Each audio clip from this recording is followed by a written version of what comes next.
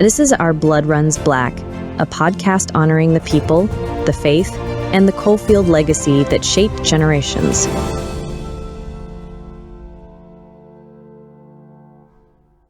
Good afternoon, everybody. This is Marsha and this is Becky.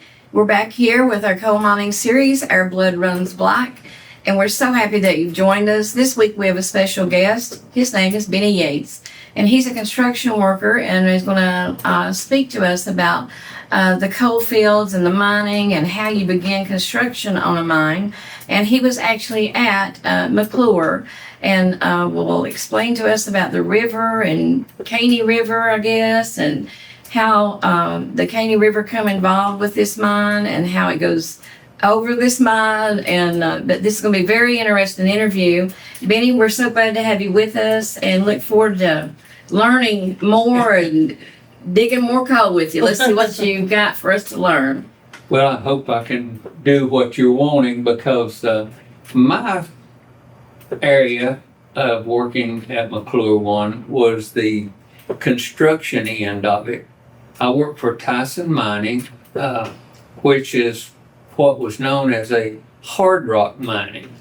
Not coal, but hard rock, because that's what we had to go through to get to this coal seam. We had to go through the hard rock, and like Norman was talking about going down in the shaft and the explosions, the setting the dynamite off, and then the muck machines would dump it up into the skip bucket and it would be taken out. That was all rock, no coal in it. And to get down to the coal seam, where Norman worked in the shaft, then that part, most of my part of it was working in the slope. And the slope ran at like a 13-degree angle for, I believe it was like 1,700 feet down on that angle. And the reason for that angle was, if you got any steeper, the belt line out of the mine where the coal was on it, if you got any steeper, the coal would slide off. It wouldn't stay on. So it had to be at a continuous slope down through there. And to get down to that was more hard rock mining. When we would go back in, the muck machines would start picking up this broken rock and everything, and it would go over to the other section of the slope. And we had like a cut down mine car that was let down on a cable, and these muck machines would dump this rock over into this mine car, this railroad car. And then when it was full, the sound of horn, and everybody knew to move out of the way when that horn sounded, and the car would be pulled up and taken up and dumped, and then it would be lowered back down, and we go through the whole process again. Once the area was cleared, then they would come in and bolt the sections of rock and everything so that it would stay together, and it had like a wire mesh over it, and then it was gunite. And gunite was like a thin concrete with rock gravel in it, and it was sprayed on this mesh to make it stick. So it was like a big tunnel down in there. And then it was just a continuous process of drilling, shooting, getting it out, go again. And when I was there, I was probably down, when we were probably about 400 feet down in the mine, or down in the slope, I mean. That's when I was offered another job with Roberts and Schaefer that was building the tipple part. So I left Tyson and went to Roberts and Schaefer. When you talk about hard rock, I know we're not talking about Hard Rock Cafe or anything, but we could be. That's down the street too. We'll put a plug in for that. But anyway, Hard Rock, is that similar to what we listen to on Gold Rush and things? I'm trying to get it so people understand what we're talking about. They talk about being bedrock there. They hit bedrock. Is your Hard Rock, when you're doing a mine like this and going into the mountain, is this sort of similar to bedrock? More or less, yes. It's when they hit bedrock, they're coming down through the stratosphere, through the layers of dirt, clay, whatever, and they hit bedrock. It's solid rock. That's what we would cut through and drill into and blast, was solid rock. And we'd have to bring all of that out and clean it out, and then, like I said, bolt so that any loose rock would stay in place. And the mesh was put on it and gunnited with this thin layer of concrete to form it. And the slope actually had two sections. You had a section on the left-hand side that was for material coming into the mine, and on the other side was for the belt line to bring the coal out of the mine. So it was very interesting work, and it's not for everybody. We had men that would come and maybe work one day, and that was all they could handle. Because one guy told me, he said, when we got outside, he said, I think I look pretty good sitting on a mountain. He said, but I don't think that mountain would look good sitting on me. Oh, and that was his last day. Oh, really? Yeah. He couldn't handle it. So it's not for everybody. It's a different type of work. Mm-hmm. So when you started building the shaft. I was there when the shaft was started, but I didn't work in the shaft. Okay, when the shaft was slope, you worked on the slope. Right. What did the shafts begin with? Do you know what it looked like, or? Yeah. Okay. When it starts, this section that we worked at was like a big hollow. It come down in just a big V with a creek running down through it called Caney Creek. And when they come in, the excavators and the dozers and everything would start working, and they leveled a section of this out. So where the shaft went down was level at that time. It was just like walking out here on the ground. And then you start down into the rock and going right on down with it. Same way with the slope. Where the slope started was rock, and it was rock all the way. So my part in the construction part was building forms and everything where we poured concrete. The face of that slope is nothing but pure concrete and rebar all the way around, and massive rebar in it. So it all had to be to a certain measurement, had to be to a certain place, and then the concrete was pumped into it. And we had to make sure that the forms didn't, what we call, blow out, to get so much weight from the concrete that it would push them out. And then you have to start again. So we had to keep a constant watch on that to make sure that it didn't blow out. So it was a very interesting time to be in there. So we're talking about the original construction of McClure number 1. Yes. When there was nothing there except what you remembered, Yes. frolicking around on. Oh, when it was unbelievable to imagine that when I was growing up, Caney Creek was a trout stream. Mm. And we would go down and trout fish. I've hunted all through that area because it was in the hollow behind my house.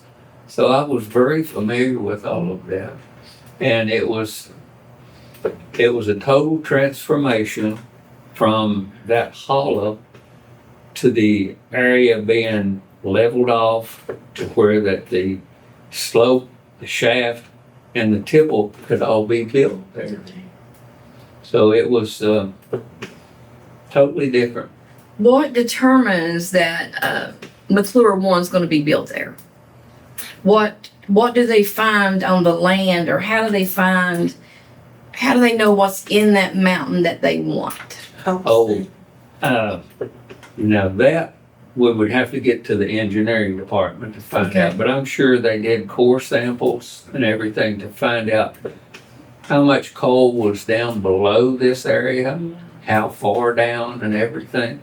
So it was, that was the engineering part. Mm-hmm. So they would send in core drills, get samples, see how much coal and everything. And of course, when Clinchfield, Piston, and all these coal companies bought these rights to the coal, to the mineral rights, they know pretty well how much coal is under this area and how far they can go with it. So it's they have a good idea of it. So we know that the mine was completed in around 1979 or 78, 79. Mm-hmm. And now we know that the explosion happened in 83 where Right. the mine blew. When you were working there initially on this project, did you have any misgivings or thoughts about danger or anything that might happen? We always knew that once you go below the water table, that there's always the danger of more methane gas then. And we were always told that this section, this seam of coal was a very hot seam, a gassy seam. Yes. And that's what it turned out to be, that it was a very gassy seam. Did I have misgivings about it? Yes.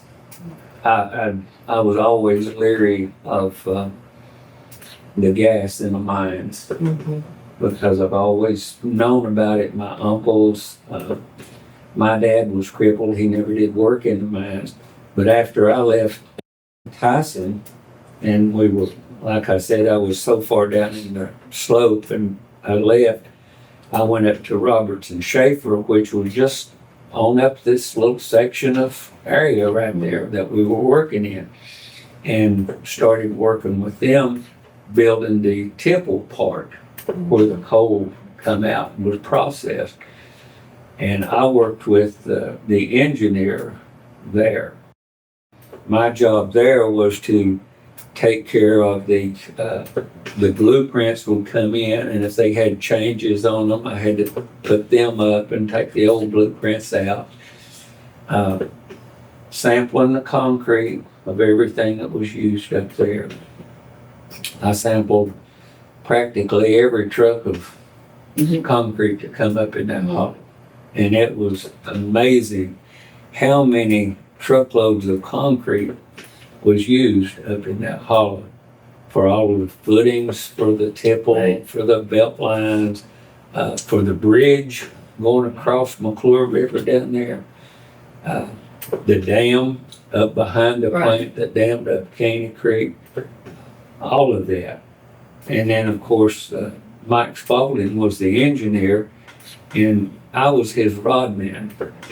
He would do all the calculating and everything, and I'd be out there holding a plumb bob so he could get a sight on it. And then doing, when we did the silos down there, there was two different ways to do the silos. One was called a continuous slit form. That means the forms continually moved up. It was very slow, but they would move up. And you had rebar that ran around this circle for the silo, plus rebar standing up. So we had to count every piece of rebar. We had to make sure it all went in the right place, the right size rebar to go in. we had to keep account of all of that. And this continuous slit form took 3 days to do it. So Mike and I would split up. I took the night shift because he was more needed on the day shift. And he would work days and keep account on everything. And then I would work the night shift. And of course, this whole time, we're running up and down the scaffolding to get to the top of this form, because you run down, take samples of the concrete when the trucks come, run back up, counting the rebar, then back down, taking more samples and everything. So it was a continuous moving up and down. So that was the slit form. The other was called a jump form. And you had a form going around with the rebar running around and the rebar running up, and they would pour that and let it sit. Then move that form up the next day and go again. Or nothing. So that was the two types of silo forms that we used. I've seen pictures of the tipple. It's huge. It's huge. But no one gets to see that part of it. I have one picture of it, I think, in all my studies and everything. I think that I have. I think they had one picture in the paper the day after it or something. But how big is that? Do you know how big that tipple is? If I remember right, the tipple was 7 stories high. Mm-hmm. So it's a big. Huge. It's huge, and of course the belt lines coming into it and going out of it with the refuge area and everything. Mike and I laid out the footers for every one of those, and it has to be pretty daggone close to work. Right. Because these belt lines have to be right. Oh, yeah. Precise. So it when the coal would come out, it would go through the breaker, we called it, and it would separate a lot of the rock out of it. Mm-hmm. And then it would go on another belt line and go toward the tipple. So it was a whole lot of work in this. I'm just curious, what is the difference between the tipple and the silo? Mm-hmm. And that may be a dumb question. No, it's not a dumb question. The tipple is where the coal is actually processed, Mhm. washed, cleaned, and everything. The silo is where it's stored and then shipped out on the Okay. coal cars from there. So it goes from the tipple and then ends up in a silo. Okay, that makes sense to me now. So, but I really, going back to the mining part, I appreciate your ladies' work on the book, because to read it and to literally understand what was going on then, unless you've been in a mine, you don't understand, because it's thoroughly different underground. Under there, unless you have a light, you can't see your hand in front of your face. It is so dark that it's just unbelievable. But when you're actually in the process of the mining, there's lights here and lights there because the equipment has lights on them. The buggies are running back and forth and they've got lights on them. But it's just it's a totally different world when you're underground. And just like this tag on Mr. Reiner's belt here, that was one thing that they always stressed that we have on, because in the event of this explosion, sometimes that was the only way you could be identified. And you had this tag on your belt and you had a tag outside. That way they knew who was still in there or who had got out.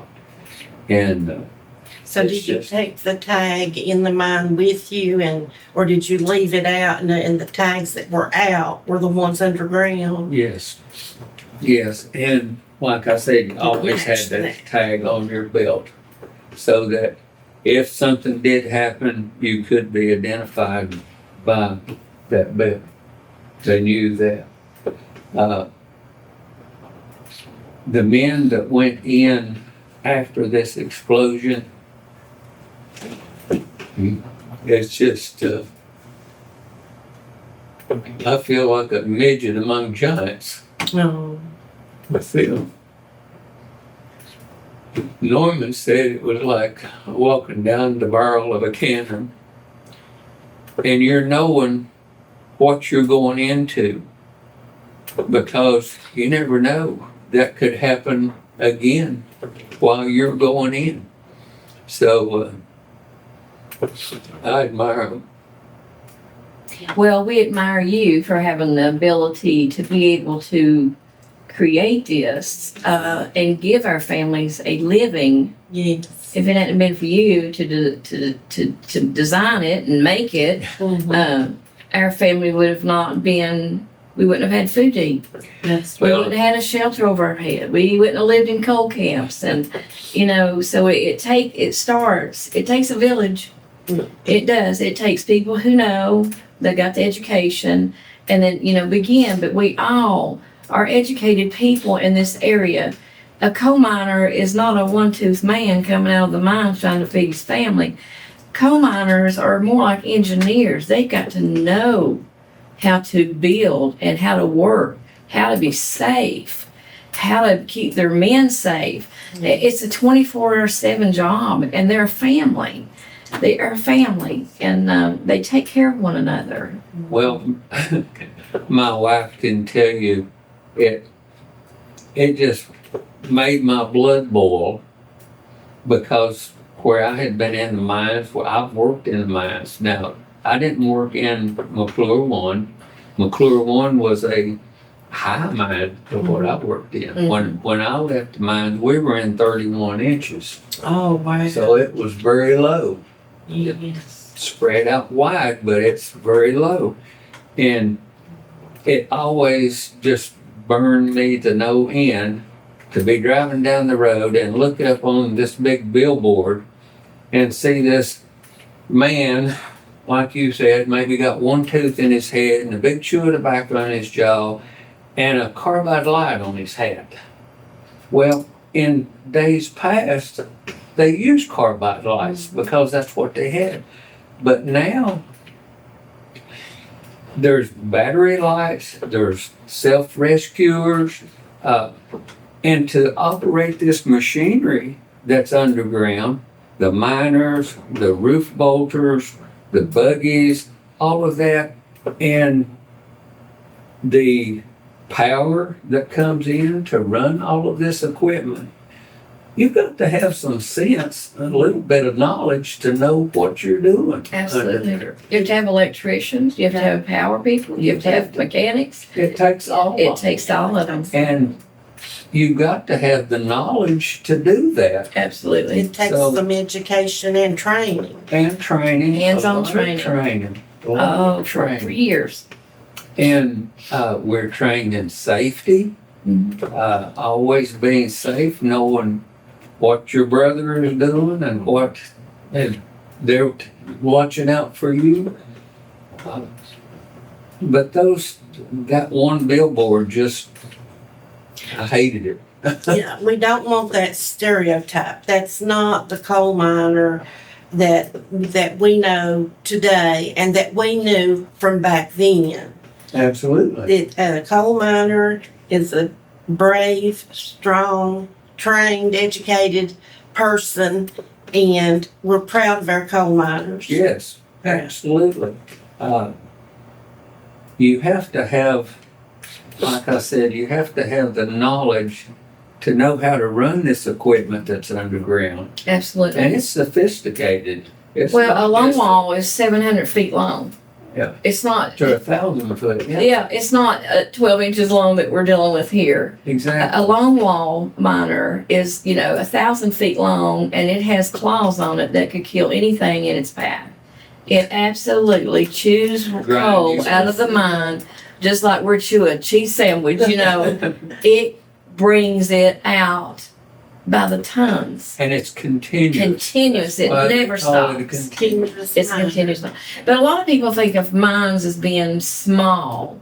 Mines are not small. Not all mine. They are huge, double, triple Walmarts. They're miles long. Miles. And people think, my dad's Miles, I love that name. Yeah. But anyway, Right. but anyway, you go to the bottom of the mines. I always told Dad, I said, you only work 4 hours. It would take you 45 minutes to go down the shaft. He rides an elevator down all this shaft. There's the wall right there at you, looking at you. Well, you get to the bottom, and then you get onto a buggy, and it's going to take you to the face of the mine. He was a roof bolter. A roof bolter is the very face of the mine, which could be 2 miles out from where you just got off the elevator, which could take him another 40, 45 minutes. And then they get a lunch break. I said, all right, it takes 45 minutes to get down the elevator. It takes you 45 minutes to ride the buggy to the face. Then you get a lunch break. And then you have to come back out that same way and go back up that shaft.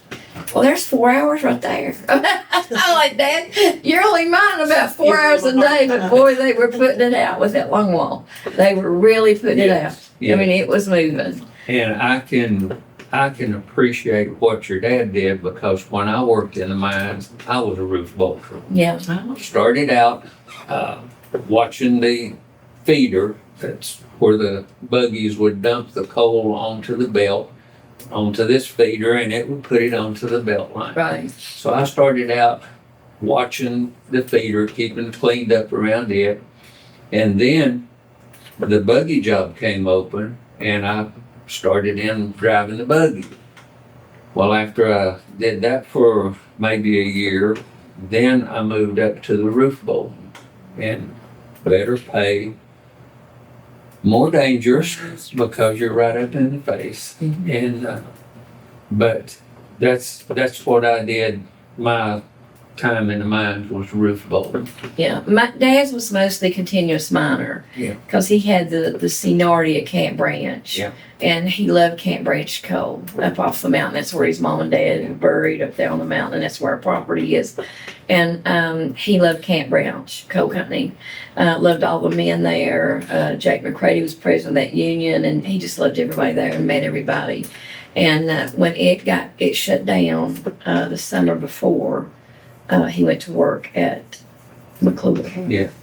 And so he went to work at McClure, and he only worked at McClure 1 year Yeah. before the explosion. Right. And in that time, his roof bolting partner died on him in February of '83. Roger Del Mullins. Roger Del Mullins. There was a rib roll, Very well. and his roof bolting partner Died died in his arms. in his arms. And that was in February. And the following June It's is when when the explosion happened. Well, that is something that we never know what's going to happen when you go in. But we don't know now either. God's got our purpose. God has our purpose, and God has our life. And I think if it's my time, then I go. The Lord has a set time for each and every one of us. Right. It doesn't matter if we're in a coal mine underground, or if we're out here driving a car, or if we're out here walking down the street. That's what we all When our think, time comes, when our appointed days are done, we're going to We're go. gone. We're gone. You know, we're indestructible until we get to that point. And when God says go, like you said, we're gone. Yeah. Yes, and I don't care. Doctors can be standing right beside you, and they're not going to say. Right.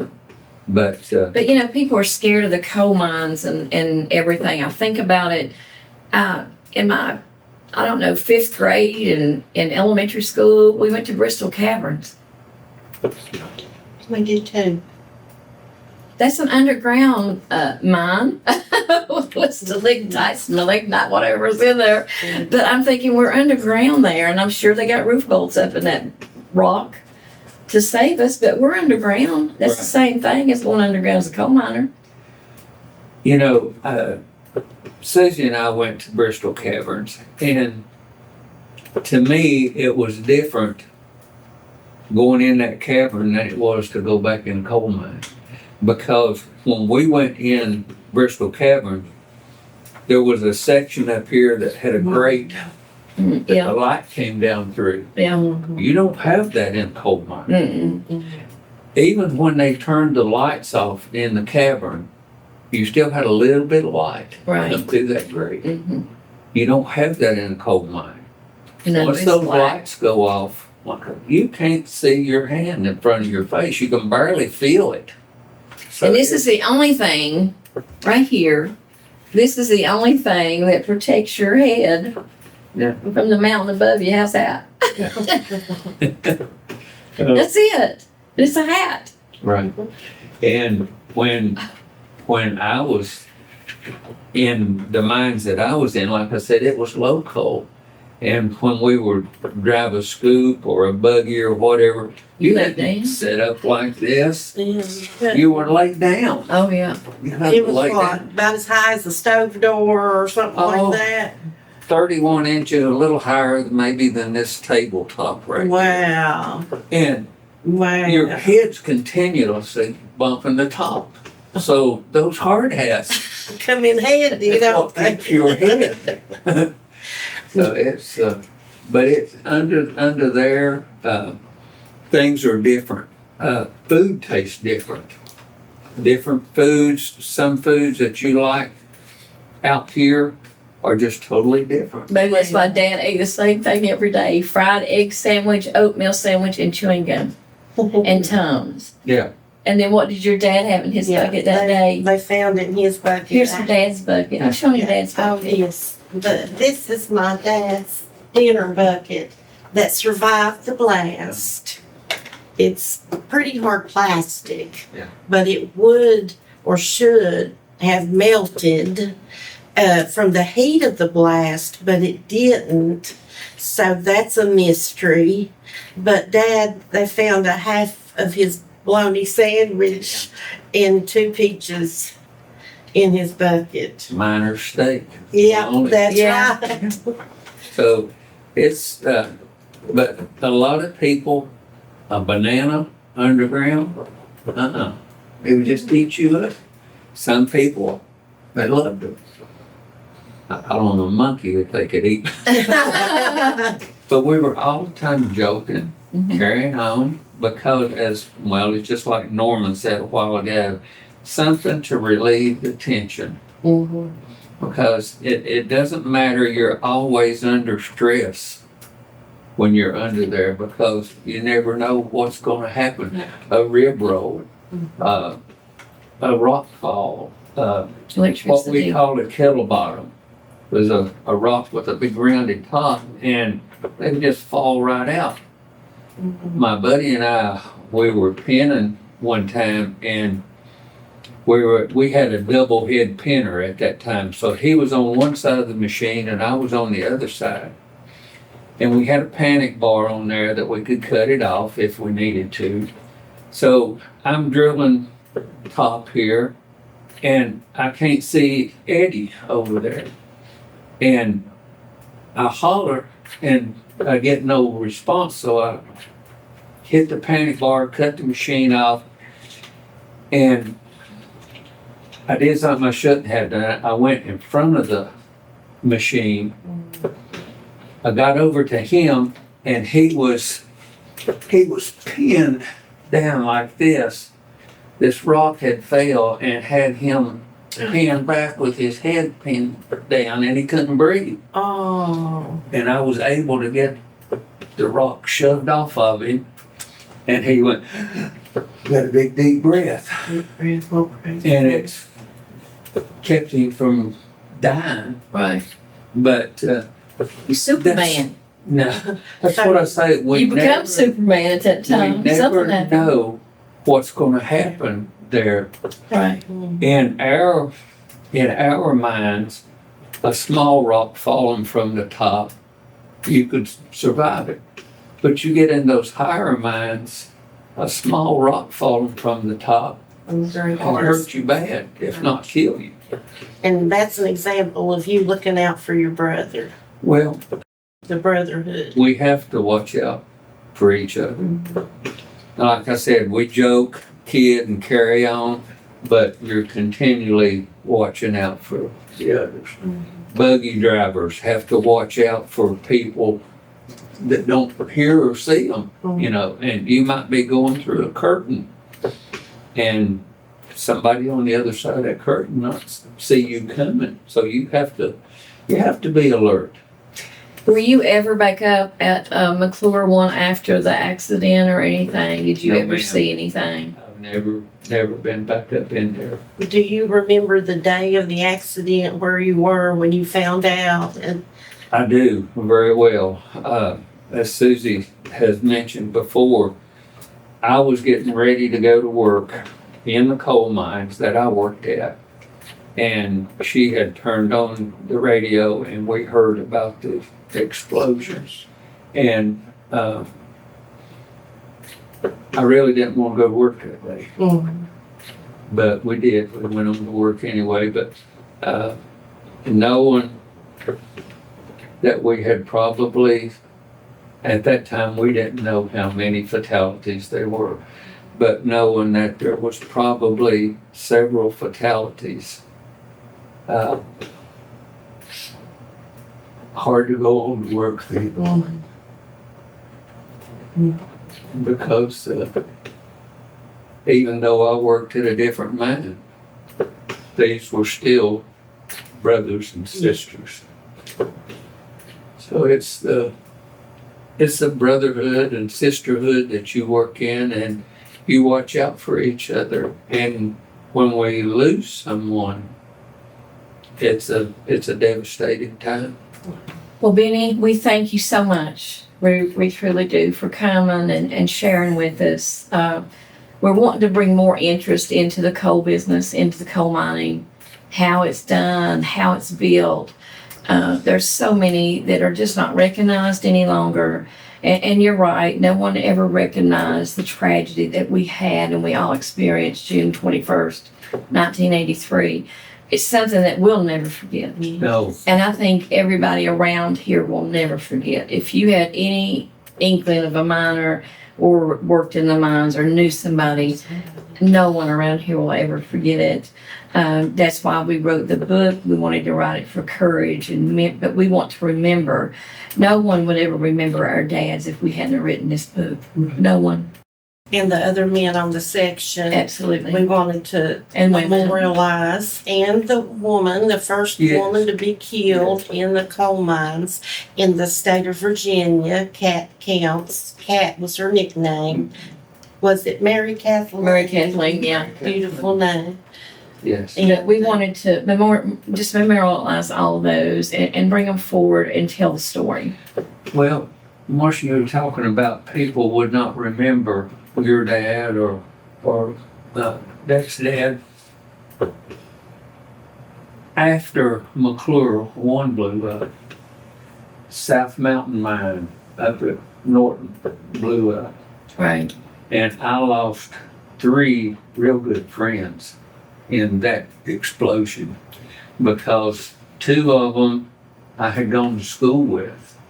One graduated with me, and one the year before. We played football together, just real good friends. And the other boy was younger, David Carlton. They were just all real good friends. And I lost all 3 of them in that one explosion. How many were involved in the explosion? I think there was 5 fatalities in that one. I know Norman Vanover, James Mullins, David Carlton, all 3 of those, and 2 of the others I didn't know, but they were brother miners. Right. And It's just, you don't forget. And thank you for remembering and mentioning their names. Yeah, that's what we're here for. But we appreciate you being here, and thank your wife for sitting and being patient with us. Thank you. We thank you for being here with us. Yes. Let's dig some coal. Thank you. Thank you, and thank you, Ben.